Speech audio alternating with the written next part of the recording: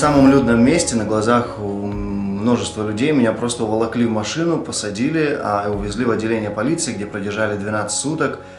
Там я подвергся избиениям, различным пыткам, унижениям.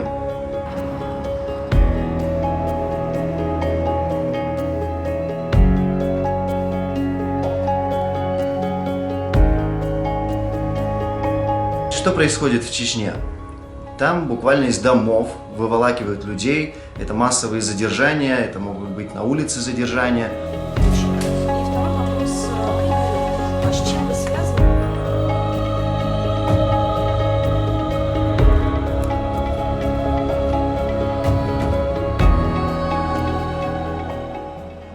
И люди, не зная, куда им обратиться, не зная, как себя защитить, естественно, они прячутся и боятся что-то сказать лишнее.